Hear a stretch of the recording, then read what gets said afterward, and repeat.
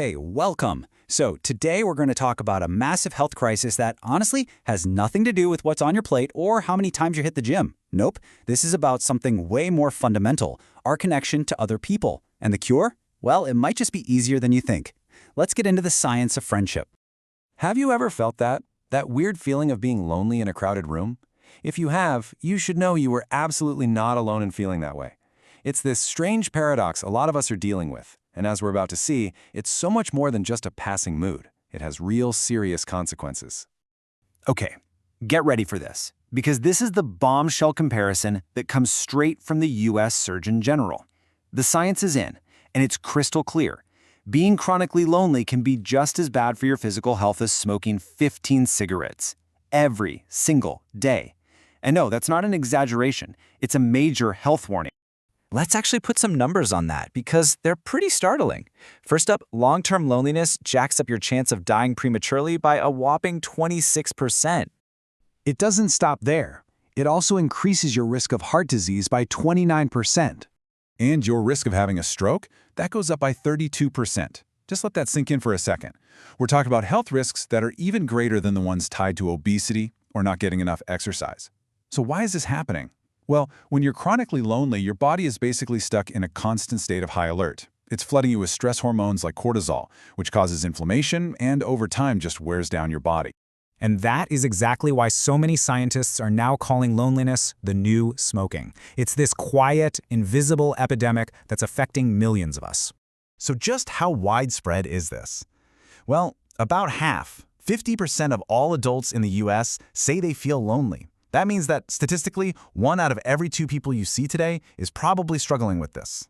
Which, leads to the big question. Why? Why are we all so lonely? What happened in our society that made it so hard to connect? Let's play detective and look into the mystery of the missing third place. Okay, so sociologists have this really cool term for the places where friendships just kind of happen naturally. They're called third places. Think about it. Your home is your first place, work is your second place. But these third places, the local coffee shop, the library, the park, a community center, these are the spots where real connection is born. But here's the problem.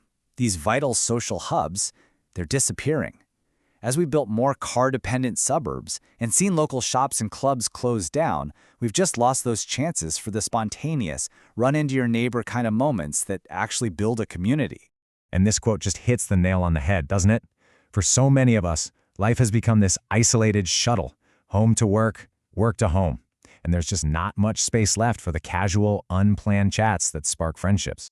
Okay, so that all sounds pretty bleak, I know. But here comes the good part, the solutions. And the cures for loneliness might surprise you. It's not always about going out and finding a new best friend forever. Let's dive into some of the unexpected ways we can start to reconnect. First up, let's talk about something called weak ties. Now, that sounds, weak, but trust me, these are incredibly powerful. Weak ties are all those casual acquaintances in your life, the people you see regularly but aren't necessarily close buddies with. The barista who already knows your coffee order, the neighbor you wave to every morning, that parent you always see at school pickup. Research shows that these little positive interactions have this huge ripple effect. Each one gives us a small but powerful hit of belonging and happiness that adds up throughout the day. Our second surprising cure is something I love. It's called the helper's high. It's that amazing feeling you get after you do something nice for someone. It's not just in your head. Your brain literally rewards you with a cocktail of feel-good chemicals like dopamine and oxytocin. It's biology's way of giving you a high five for being a team player. And you can actually measure the health benefits. For adults, volunteering just a few hours a week can drop their risk of high blood pressure by 40%. And for younger people, it makes them way more likely to be thriving in life and less likely to have behavioral problems. It's a total win-win. The third cure is maybe the oldest form of human connection there is, just sharing a meal. According to the World Happiness Report, eating with other people is one of the biggest predictors of our overall well-being. Get this, it's as important to our happiness as how much money we make. When we eat together, our brains release endorphins, we build stronger bonds, we feel less stressed. But the reality today is pretty jarring. 1 out of every 4 Americans now eats every single meal by themselves, and that number has shot up by over 50% since 2003. So, what on earth can we do about all this? Well, you can think of it like going to the gym. We need to work on our social fitness. So let's go through a really practical plan to help you strengthen those social muscles. Look, this is not about suddenly becoming the most popular person you know. It's about small, consistent actions. Maybe you just pick one third place and make a point to go there every week. Or you aim for just one meal with someone else, phones off. Or you volunteer for a couple hours. These little things, when you do them over and over, build really powerful connections. And remember, the goal here is connection, not perfection. Is that list starting to feel a little overwhelming? Don't worry, you do not have to do all of it at once.